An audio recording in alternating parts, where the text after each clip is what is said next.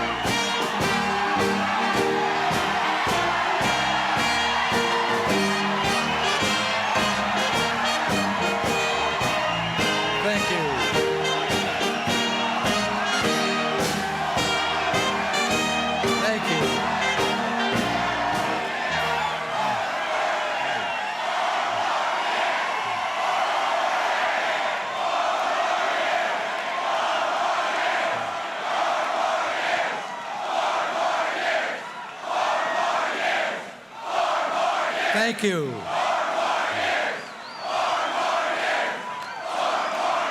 Thank you all very much. Thank you. Thank you.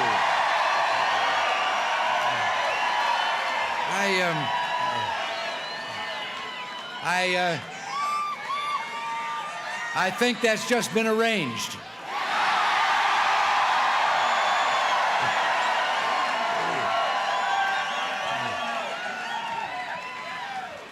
Well, thank you all very much. It seems we did this 4 years ago, and let me just say, well, you know, good habits are hard to break.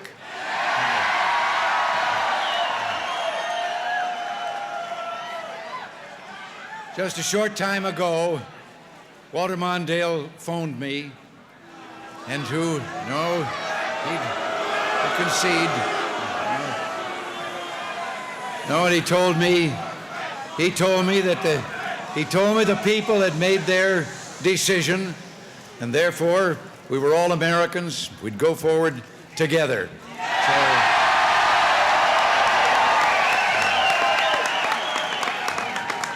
But Nancy and I would like to express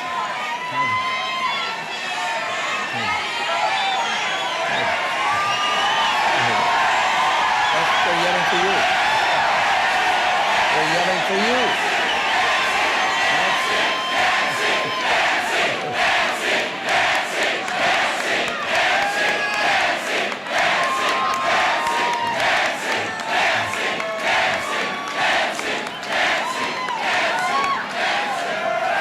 Nancy, thank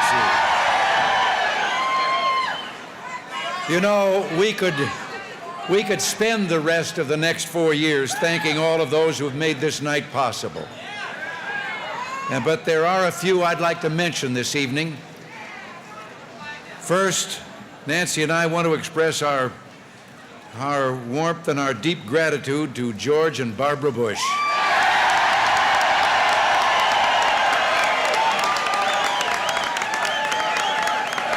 And George, yes. And George, if you're watching down there in Texas, thank you for campaigning so magnificently all across this country.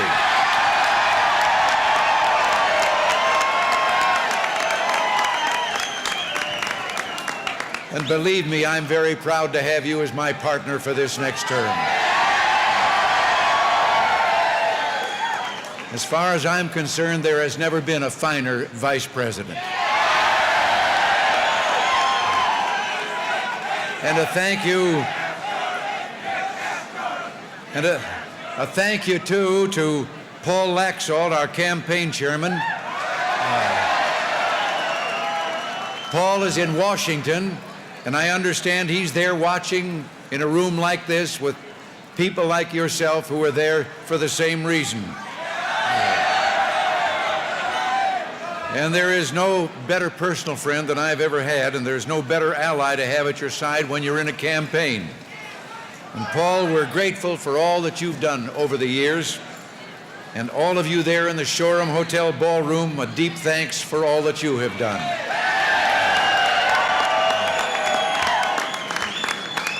And Paul would be the first to say how much help he had and what an outstanding job was done by Ed Rollins, our campaign director.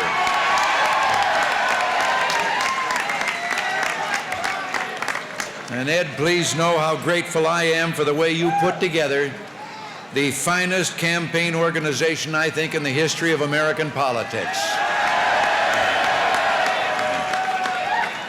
Our thanks, too, to Mayor Margaret Hance, our deputy campaign chairwoman. She gave of her time so generously. Back in Washington, we owe so much to the great work of the Republican National Committee and its chairman, Frank Fahrenkopf. Frank and all those dedicated people who worked with him they give politics a good name. We wouldn't have enjoyed this victory tonight without them.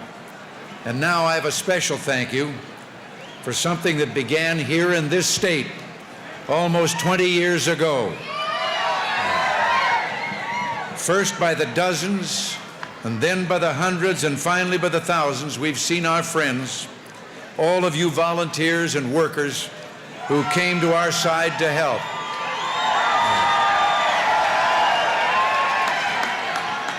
From California, then across the United States, you have each given selflessly of yourselves.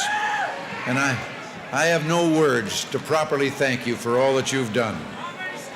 We set out, I remember, back those almost 20 years ago, and said that we could start a prairie fire here in California, one that would capture the intensity of our devotion to freedom and the strength of our commitment to American ideals. Well, we began to carry a message to every corner of the nation, a simple message. The message is, here in America, the people are in charge.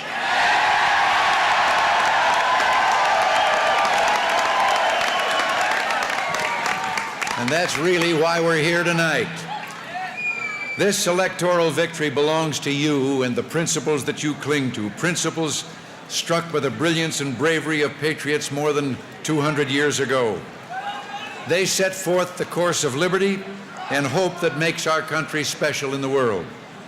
To the extent that what has happened today reaffirms those principles, we are part of that prairie fire that we still think defines America, a fire of hope that will keep alive the promise of opportunity as we head into the next century. 4 years ago, when we celebrated victory in this same room, our country was faced by some deep and serious problems. But instead of complaining together, we rolled up our sleeves and began working together.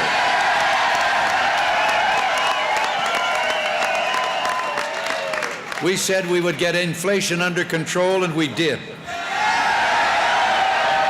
We said we would get America working again, and we've created more than 6.5 million new jobs. We said that we would work to restore traditional values in our society, and we have begun. And we said we would slow down the growth of government and the rate of its spending increases, and we did. We said we'd get interest rates down, and we did. We said we would rebuild our defenses and make America prepared for peace, and we have.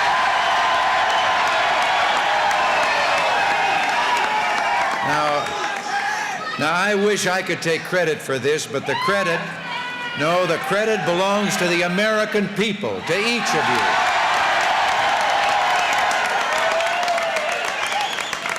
But our work isn't finished. There's much more to be done. We want to make every family more secure, to help those in our inner cities, on our farms, and in some of our older industries which are not yet back on their feet. And the recovery will not be complete until it's complete for everyone.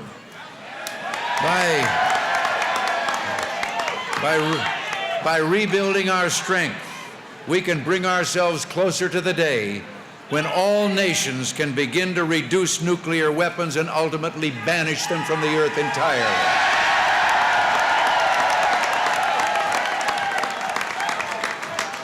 You know, so many people act as if this election means the end of something.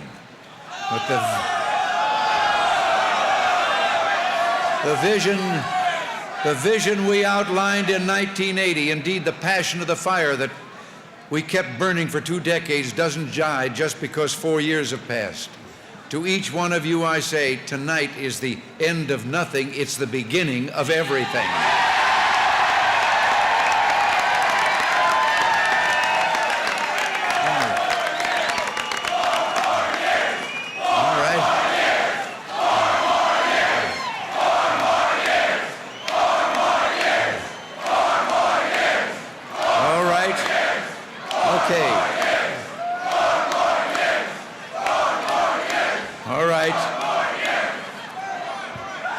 What we've done only prepares us for what we're going to do. We must continue not only into those next 4 years, but into the next decade and the next century to meet our goal of sustained economic growth without inflation and to keep America strong.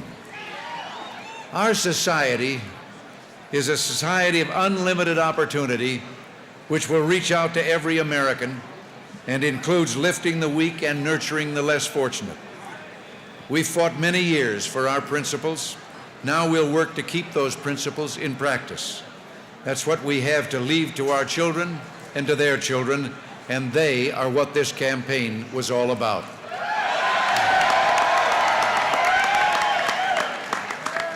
We've come together again, we're united again, and now let's start building together and keep that prairie fire alive, and let's never stop shaping that society which lets each person's dreams unfold into a life of unending hope.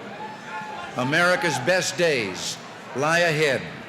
And you know, you'll forgive me, I'm gonna do it just one more time. You ain't seen nothing yet. God bless you. Thank you all very much. Thank you.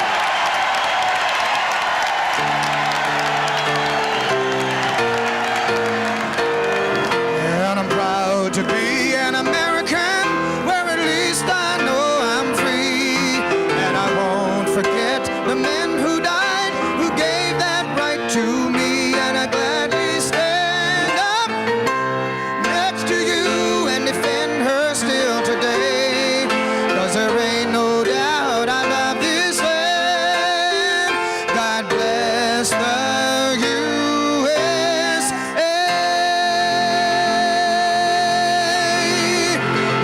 Mr. President.